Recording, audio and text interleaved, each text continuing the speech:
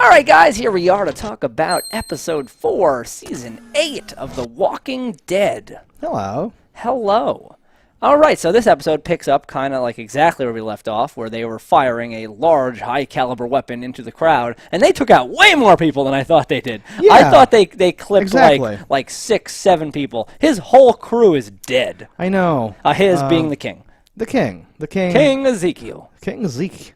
And they jump on him, right? And we saw like blood spattering and shit like that. We both thought that he didn't die there. I know. And like I'll just say right off the bat, I didn't hate this episode as much as I've hated other previous episodes. I hated things in this episode, but I didn't hate the episode overall. An early prediction, a sideways prediction I made, came true in this episode. I was when Rick and Daryl were first scouting that building looking for the guns in the first place. Yeah. I was like, God, they took so much like lack of care searching this building. They could have been anywhere, at any turn. They could have just got shot. There could have been somebody up in the ceiling just fired down and killed them.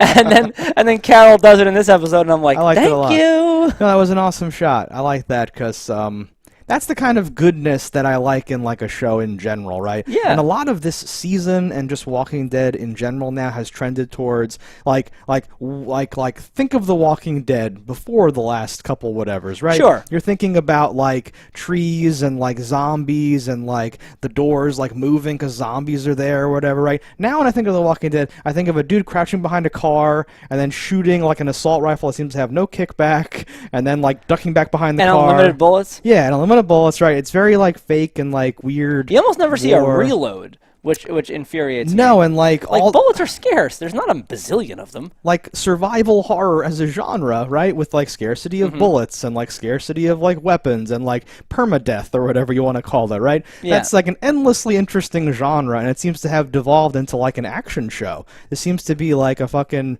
where they call in the nameless dudes and they shoot and then things, dumb things. Like yes. It seems it's very like like depressing to me or whatever.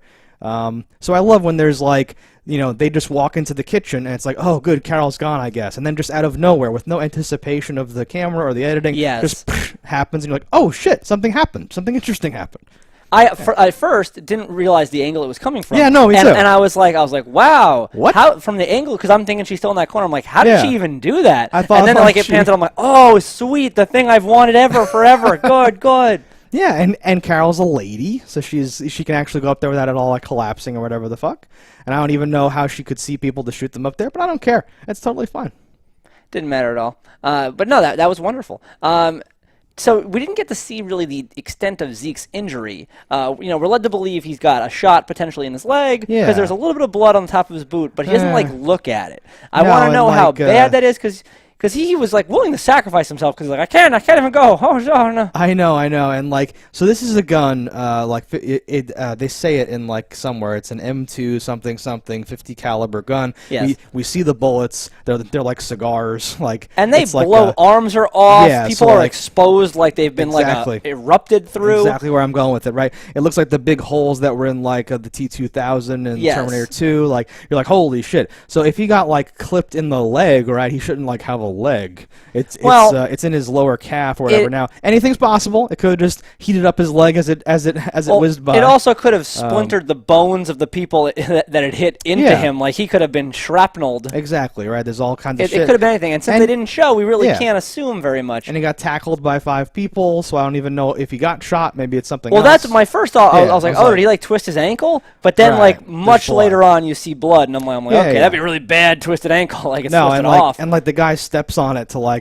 motivate him during his forced march or whatever. I like that guy. But, oh God, yes. I thought he was actually pretty good, and he kind of was nailing fucking shit on the head right there, like calling him out. He knew some stuff. He was dark, and I was like, oh cool. Dark. Is this going to be like the new bad guy we know? Like was he going to rise to favor by giving Ezekiel to the non-existent Negan at this moment? The title of this episode is Some Guy.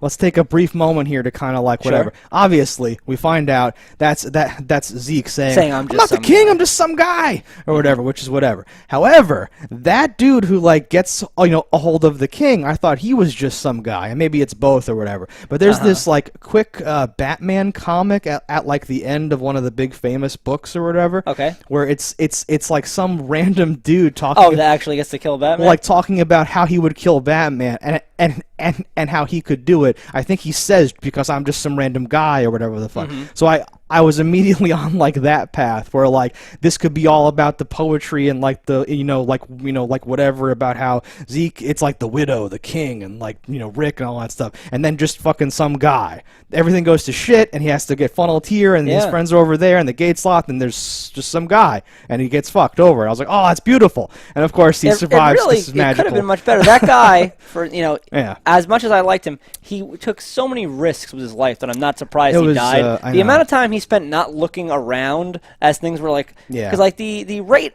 as the zombies were getting towards him seemed to be very like, that doesn't seem to make sense. They like seemed like right there, then he'd stop, have a long ass conversation, and then like they'd still not be killing him. Right. Because at any moment you thought like, okay, he's going for the sword. Oh, he cut him a little bit. Oh, he's on this. You think a zombie's gonna come behind him and get him or something. Right. That was a very long conversation, right? But and they're like right on the thing. Yeah. I know, but then Jerry, like a fucking boss, like. He cuts the dude like down to his navel, and then he swings again. Like, I'm not sure if you're a split popper yet. Just want to make sure I get all the way through. I want it to be even. Yeah, that was amazing. Jerry, dude, and Jerry broke his fucking axe. I know. I don't know what he's gonna do. I don't know either. That was a very defining piece of weaponry for him. It was like Michonne's sword. He had a thing going. I thought. Because where do you get one? I don't even know where he got that one. Because like, it's possible he could have like found some sort of old school like wood chopping axe thing that he found a blacksmith somewhere. I don't know, but I do think Jerry without an axe is not gonna happen. You're gonna see him, my prediction, with a fire axe, like a red fire axe. We shall bestow upon you a new weapon. Yeah. Or maybe some like cool niche thing. Like, did you ever see like a racing axe? No. There's like lumberjack games where like, oh shit, and there are racing axes that are like these super sharp, crazy things. Okay. I don't know where he'll get one of those, but it's a show. It's cool stuff. Yeah. Maybe he just has a whole cabinet full of them, like he's a superhero. That would actually, I would love that so much. If you go back to his like room, there's a closet, and there's like 15 of those things hanging on hooks, and a bunch of like the same clothes and a bunch of the same axes, and he's like, all right, I'm ready for the day. Oh, we got to R.I.P. the Monday axe. Oh. Right. Oh, it's not gonna be the same. I'm gonna have to double up on one, dude. And he calls him. He's like, "You don't have to call me Your Majesty." And he's like, "Dude, yes I do," or something like that. Like he's still a fucking Jerry's the man. Some sort of like beautiful Hawaiian like whatever dude. I don't know. Jerry's awesome. He's like a prince, right? Prince Jerry. I almost thought that when just to jump further ahead, just to maintain with their characters. It's one thread. So we have whatever. We have them get back home, and the king's like distraught. He's like, oh my god, fuck my life. And I almost thought Jerry was gonna rise at this moment. Ooh, because Jerry like held composure. Jerry did his shit, and I thought because Carol doesn't seem like she's in the mood to do that shit anymore. No, but I could see Jerry like we lost people. Like, and give him like a nice little speech, but it didn't. No, it ended on a very somber tone. So like that was obviously right. So like in the beginning, we see the flashback of him rallying the troops. He did everything but paint half of his face. He was all like, and yet it's like so we saw him doing this, and yet I smile business out in like the field, just being like, okay, he's the king, he's inspirational and stuff like that. But now we know the whole time it was a callback to the original. Yes, and it was a great speech. It in fact was a great speech. A good speech with an accent like he has. Like, the old-timey delivery, it does really sell it. It was very good. No, because honestly, I've been critical of, like, Rick's speeches or something like that. Well, his speeches have been shit lately. Okay, good, I was going to say, but, like, the concept of a speech and how, like, dumb that must be or something like that, but, like, hearing Ezekiel give the speech, and then it like cuts to people's faces like, yeah, and stuff like that, and I'm like, I would feel the same way. Yeah, fuck yeah, let's do this. A good speech is stirring. Like a coach that can give a good speech, that sends the team out there. We're gonna go out there. We're gonna do this shit. But so as everyone's crowding around Zeke at the end to like touch him or something, be like, we are as one.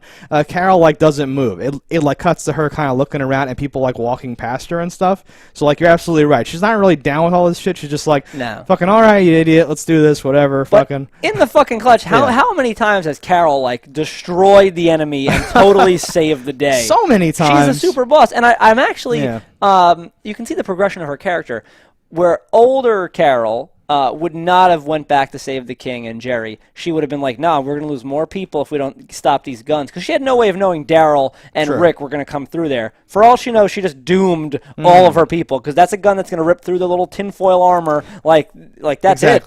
That's, this is like if you port this back in time, it's like that's like the dragon or something like that. Yeah. That's like the main thing of the episode. No, totally right. That's a super good call. Because Carol's gone through this like arc now, and there's actually like a reason for it or something like that. Because it's not just like, oh, Carol's back. Thank you for coming to your senses and wasting my time for 3 seasons. And it's like, well, no, Carol has gone through this whole like, she's evolved, maybe not for the best, but in some ways, I do think when this is all said and done, she will not be living alone in a cottage. I think she will be a part of a civilization wherever they end up settling. Because at this point, there probably won't be enough of them to be in 3 separate places. They'll probably all be in one spot, just because that just makes sense. Save on sets and stuff, have all the main characters living together. Yeah, I know. No, totally. And like, she's now like she had to spend that time, alone and being like, well, if I'm around people, I'll have to kill other people for those people, but those people will eventually die anyway. So I'm just gonna sit here and make tea and hang out. Like, fuck that shit. So she had to be there for long enough to be like, you know what? I do like some people. And, some things are worth fighting for. If I stay home, right, then more people will die than if I don't stay home. Yeah. So in a weird way, right, the people I like might die, so I need to go and give me some armor. Fuck. And she's like reluctantly, because right now him saying "fake it till you make it, baby," as because the whole time she's kind of looking at him like, oh, the fucking speeches. You're just like, Jesus Christ, like everyone's gonna die. This is gonna be like a horrible, gruesome thing. All right, we just have to fucking It definitely turned out to be more gruesome than they ever could have imagined. Holy shit, we find out that they have 2 of those giant guns, which I didn't know. I thought the one part that took me out of the episode was there's one point where they're running with the boxes, and I'm like, oh, they're empty. The boxes are empty. But then when the next cut is them loading the truck, and I thought they looked like they were heavy, and I'm like, okay, like they're acting now. I'm like, but no one explained to them when you're carrying something that heavy, both your feet never leave the ground in a trot. You're straight armed and you're dragging. That's a heavy ass Very fucking heavy gun. Yeah. And just the amount of the bullets that presumably are in that box too, way heavier than the gun. Yeah. Because of how fucking many bullets it goes through. No, and there was a line that I didn't even catch at some point where when the douchebag before Carol strikes, right? Okay. There's a guy walking down the hallway and he's like shouting, like, "Get your fucking asses in Yeah, gear! the fat We gotta go with the guns and shit." I didn't want to fat shame him for being I wasn't shaming him. A portly gentleman. I was taking what's the word for that? I can't think of the word. Fuck it. I'm shaming him. Whatever. Fat shame that motherfucker. Because how are you fat in the apocalypse? That's like a running theme in this show. Well, they're like living high on the hog. They are. Yeah. If you're in the the gun-toting part of the Saviors, if you're on the Saviors, I'm sure the ones that are like selling doodly-hoos are skinny as fuck. Are like scrounging around like Ray on the fucking junk planet. When he comes down and he chews him out a little. He says something like, "Is this it, or is this all we got?" And they kind of say like, "We got the best ones out of the thing," or something. Mm-hmm. There's some sort of exchange that I didn't catch every word of, and I didn't bother to rewind or whatever, just to be like, there's something about like there's only 2 guns. I thought there'd be even more guns or more bullets or something like that. But well, I don't know how many super high caliber automatic weapons you could scavenge in the apocalypse. Yeah, they had to have found some sort of like military outpost or something. Weapons cache. Or a crazy redneck. Yeah, that's a fucking 50 cal. Jesus. Yeah, that was intense. And John did such damage. But let's go to the real travesty of the episode. The tiger dies. Man. So early in the episode, the tiger is not dead. And again, they put it in a crowd where it's like... Not killing everyone. So even if I accept the premise of the tiger, and I say the tiger looks kind of bad, but that's fine, and like his hand seems to just go inside the tiger's head to pet it, but the angle is whatever, and that's fine or whatever. They still have people standing behind the tiger what would be too close to like the camera for the tiger to fit there. It's like amateurish level. It really, really bothers me. It makes no sense, and they've done it twice, where like the tiger has to be part of this crowd, and there's people in like this shot in this episode. Go back. Someone walks into the tiger's like abdomen, essentially, right? Like it's not some sort of optical illusion. The CG on the tiger is so bad that's what takes me out of the scene. It's never the fundamentals of how you should be angling it. I'm like, why does Life of Pi look so good? And that came out so long ago, and they had to have him in every scene when you're only having it very briefly as you like. If you're choosing to show this tiger. That's what I mean. There's no reason to have this tiger. So like the minute the tiger died, I'm like, thank God the tiger's dead. We can stop fucking around with this tiger and the fucking all the fucking CGI and all that stuff. I understand why. Like if I were an actor, I would not want to film with a tiger. I would not want to film with certain wild animals. I would not want to film with like sclera, eye things in my eyes. Like I'd have like a checklist of like, listen, I'm like kind of a bitch here. I don't want to fuck around with stuff that could like cause me problems, right? But they had to have done a thing. Like, well, how does the tiger look? And then they had to have like a meeting. Well, we have to use this tiger carefully because it doesn't look that good. And now that doesn't seem consistent with what we're getting. No. Do you know what would be interesting though? They hung on that shot of like the chemically infused lake bit there for a while. Just for no reason. It would be very cool if somehow those chemicals enabled it so the tiger could come back as a fucking zombie. Well, so I don't think that'll happen, but I do think the way they foreshadowed those chemicals, that there should have been something like that happens with them, or they want the ability to call back to that later. Because what else? What's the reason for showing that so heavily? I mentioned this maybe last time, I think, right? Is like there's been a good part of the show over time. They do these little featurettes afterwards sometimes where they have like interviews with the people like, oh, and we're doing this experimental awesome is going to be like mossy, zombie. Yeah. Like they're always trying new shit, but it's always like more and more it has felt like the new shit because remember the zombie, the waterlogged, falling apart zombie in like the well in like season 2, I think. Like there's always some interesting like, holy shit, a zombie in this scenario, fuck, or whatever. The zombie's wearing the riot gear after the prison got like broken apart. There's always interesting ways to say, well, okay, zombies are zombies and we kind of get that, but what about this? What about just a bag of heads? All that other shit. And so I think at this point they're just like, what else could we do? Let's just try some shit. We'll have toxic waste zombies. Well, what do you mean? Zombies are zombies. They're not like growing or like regenerating. Damage is all permanent on them. How could radioactivity cause like mutations and cells to like start dividing again? That doesn't even make sense. And they go, I don't know. Make it like that scene in RoboCop. Just have weird boils and stuff. It'll look cool. Let's just put it in there. No, and I support that. I like things to look a little bit visually different, but I wanted the way that it hung on that. Yeah. Like you could have showed that for 1 second if it was only going to be what they all but that's what I mean. I think they're hanging on it because they think it looks cool, and they think that everything previously that was like an interesting special effects experiment was only valuable because it like looked cool, not because there was like a thing or whatever. Maybe. Right? Like we're like raiding outposts, we're doing things. We could have like a chemical plant, right? We could have weird mutated zombies for no reason. I don't think that makes sense like logically or like logistically. But you can still have them if you want or whatever. Well, things don't have to make sense logistically. This is just in like the middle of the woods. This is crazy to me. We are to assume that slightly later in the episode, they are firing the 50 cal from the back of the truck, aren't they? Yes. And that car was not destroyed immediately. So like that's its own thing. Daryl dumped a bike. Like, and then caught up. Yeah. Well, the catching up part, not unrealistic if the bike were just ready to go. I guess. But the flip side here, well, because the bike's faster than the car. It's more maneuverable. It wouldn't have been slowed down by the zombies as much. But my issue is, when you dump a bike, you, like, fuck the bike. Like, or yourself. Daryl's immortal. He's not going to get hurt. Daryl can't be hurt. Dog food powers him. But the bike looked undamaged. The mirrors weren't even broken. Oh, there you go.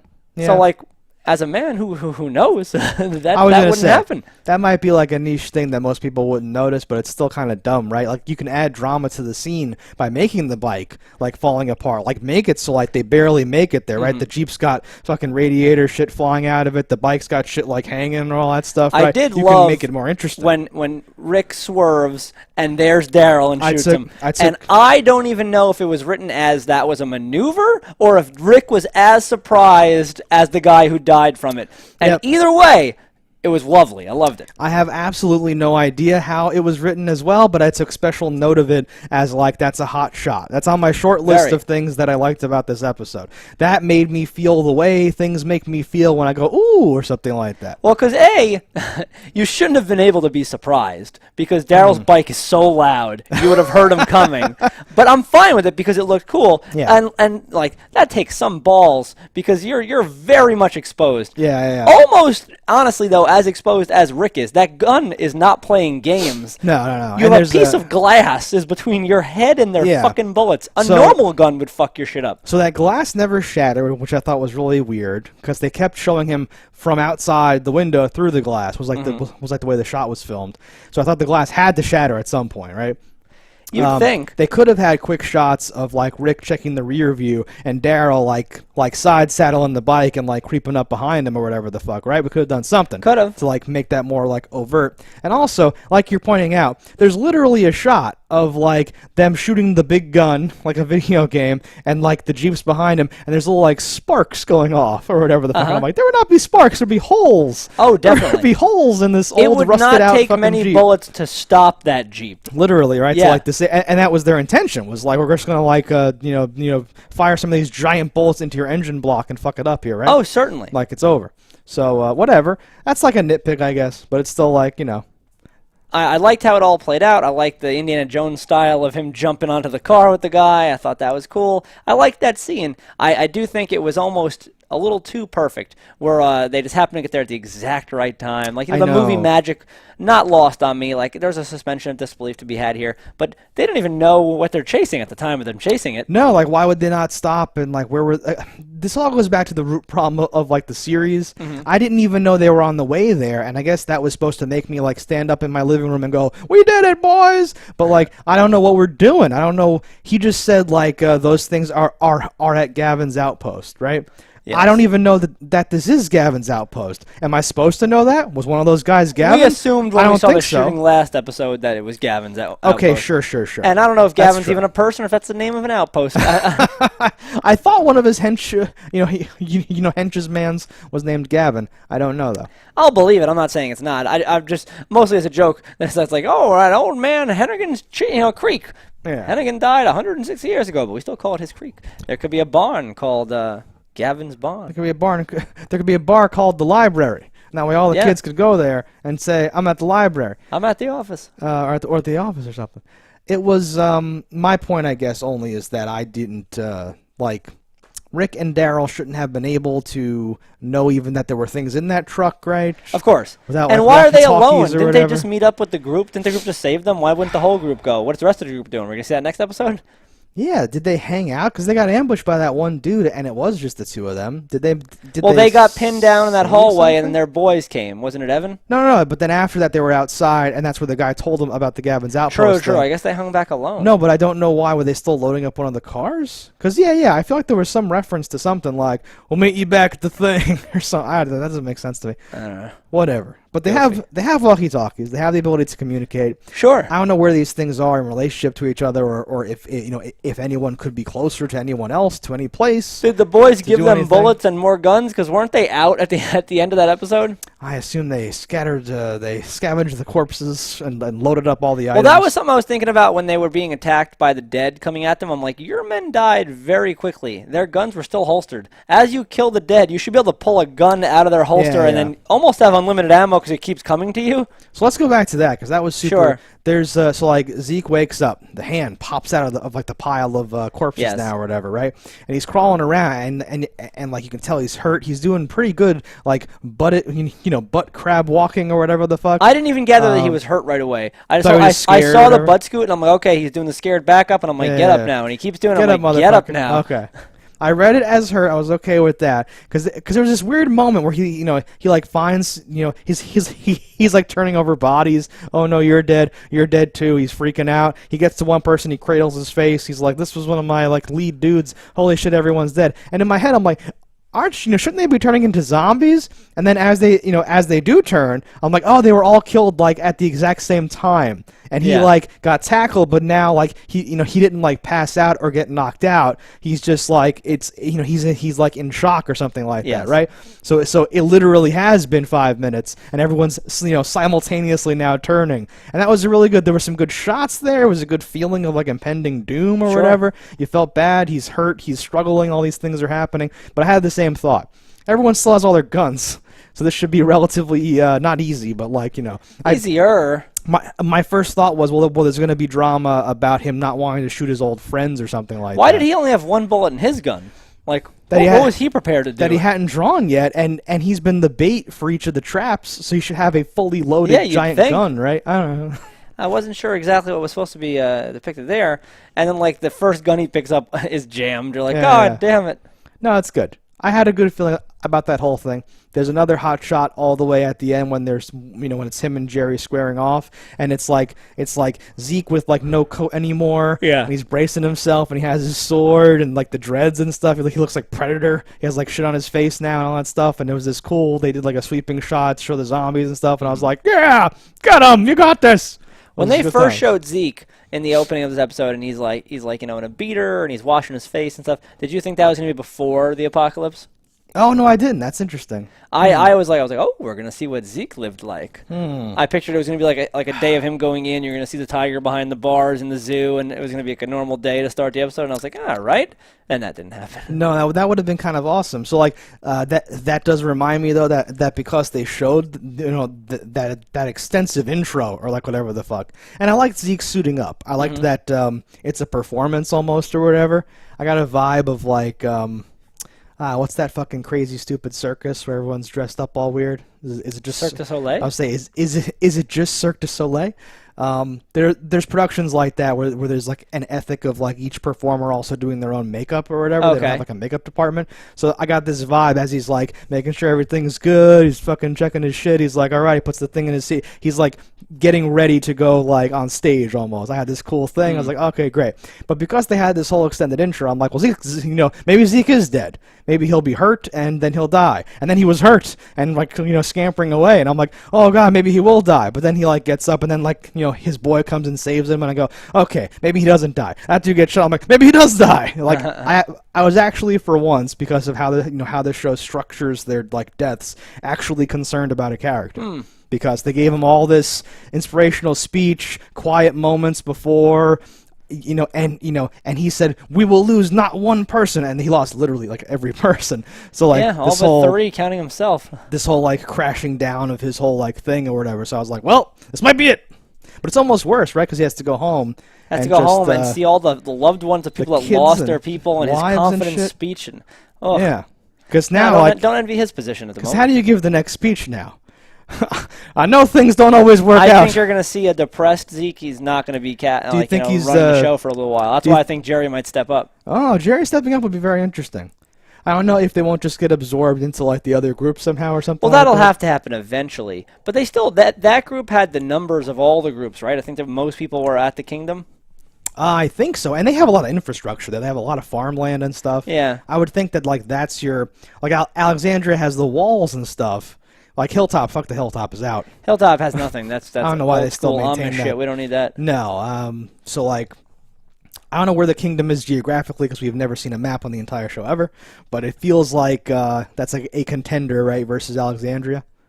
Alexandria, of course, great. I didn't realize the Kingdom had power, but we saw him turn a light on, and I was like, oh, they do have power there. That would have made me think that it was pre-apocalypse. That was what made me think pre-apocalypse. I was like, all right, he's got power. I didn't realize they had power. I didn't realize that either. Like, if that weren't a factor, I'd be like, well, Alexandria has power. That's the winner. Clearly the winner. They have power. Yeah. Light. And of course, the wall. But once saviors are dead, really, there's not much that can hurt you until next season when there's some until another impossibly evil villain shows up. Well, the street rat bullshit people are still out there. It pains me that they're still out there and we haven't seen them at all or whatever the fuck. Because, like... A lot of those places were like less than a day away. So like everything's still right there. Yeah. And we're doing a lot of traveling and a lot of fighting all over the area. And the like giant group of like opportunistic people on bikes want no part of this. Their whole thing is like they take stuff or whatever. And they know where Alexandria is. They've been there. They took. Yeah. They done took. Or whatever it's strange. But I'm sure we're going to see more of this stuff in the future. Have to. Are there any other things to be talking about this episode?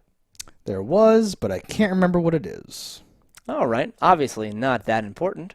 It was so important I was saving it for last. All right. So your button is unbuttoned. I'm dangerous. XYB. Examine your button. I'm dangerously exposed. All right. Well, maybe you'll think about it for next time. And until then, guys, don't die in a fire. Let us know in the comments below what you thought about this episode, and we'll see you next time.